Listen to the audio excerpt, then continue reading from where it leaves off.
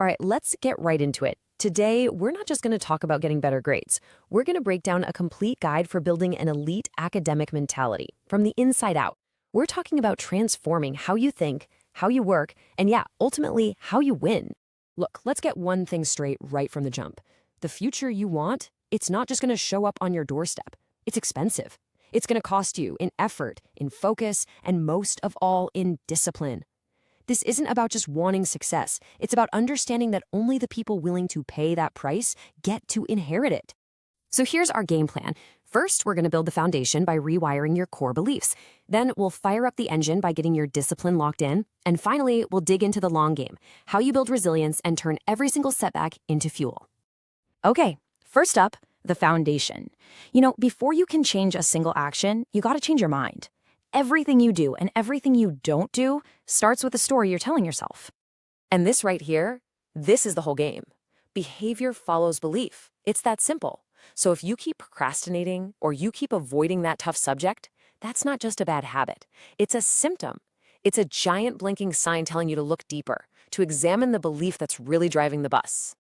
So right now, you've got a choice to make. There's the old you, maybe stuck in past failures, run by anxiety, always doubting what you're capable of. And then there's the new you. This you is mentally tough, embraces the future, and operates from a core belief that, yeah, you were actually born to be spectacular. And listen, this isn't just some rah-rah hype. This is a cold, hard, strategic decision about who you're going to be from this moment on. Seriously, just pause and think about that for a second. If you just dropped that old story, the one that says I'm not good at math or I always choke on exams, who would you become? What could you actually do? Because changing that story, that is the very first step to changing your entire reality. Okay, so how do we actually build this new story? Simple. You rehearse it every single day. First, you see it. Vividly visualize yourself acing that exam, getting that acceptance letter. Second, you hear it. Imagine the you from 5 years from now looking back and saying, thank you. Thank you for not quitting. And third, and this is crucial, you have to feel it. Connect real emotion to that successful outcome. This isn't daydreaming, my friends. This is literally building new pathways in your brain to make success your default. All right, so we've got the foundation poured. Now it's time to fire up the engine. Because an amazing belief system without action, well, it's pretty useless, right? This is where discipline takes over. And look, a lot of people get discipline wrong. It's not about punishing yourself. It's just about making a clear choice. It's the moment-to-moment decision between what feels good right now, like scrolling on your phone, and what you want most, like that future you're working for. Motivation. It's awesome. It's that shot of espresso that gets you to crack open the textbook. But what happens when that buzz wears off? Because it always does. Motivation is a feeling. It's fleeting. Discipline, that's a system. That's what keeps you in the chair, doing the work long after the feeling is gone. And what fuels that discipline day in and day out? It's hunger. And no, I'm not talking about food. I'm talking about that feeling of discomfort with being average, that burning desire to see what you're really capable of. That's the hunger that makes you do the hard work when no one else is watching. So you got to ask yourself, really? How hungry are you? Are you just looking for a snack, a little taste of success? Or are you starving for it? Because I guarantee you, your level of hunger is going to directly determine your level of discipline. Hunger gives you the why. This gives you the how. You have to become a master of your minutes. See, anyone can be busy.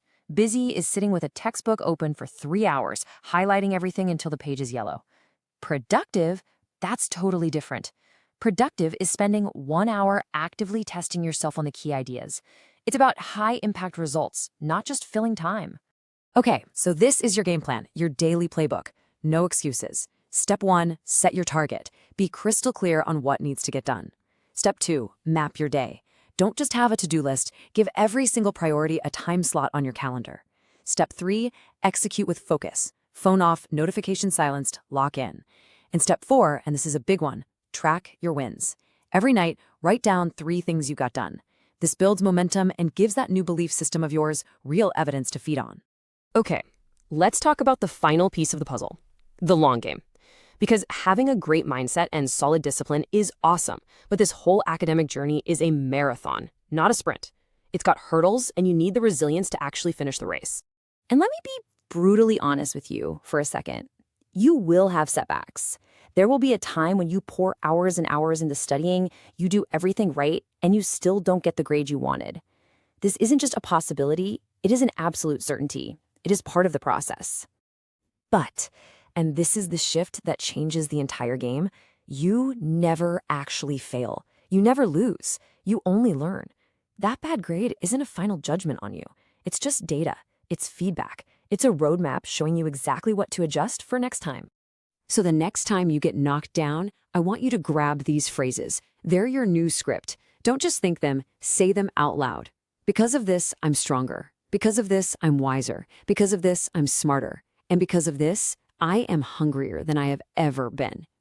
See what that does? It turns pain directly into progress. When it comes down to it, you've got two paths. That's it. You can either expire or you can evolve. Expire means you let fear win, you let that setback stop you. Evolve means you see every challenge as an opportunity for growth. It means you let the old, weaker version of you die so that a new, stronger one can be born. And that really brings us to the big idea here, the main takeaway from all of this. Your classes, your exams, they're not really the point. Your personal growth, that's number one. Think of your studies as the gym. The challenges are the weights. And every time you push through, you're not just learning chemistry, you're building the muscles of discipline, resilience, and perseverance. The real question is always, did you grow? So, this is where we land. Your future isn't some fixed thing out there waiting for you. The only person you are ever destined to become is the person you decide day after day to be. So, I'll leave you with this one simple question. Who will you be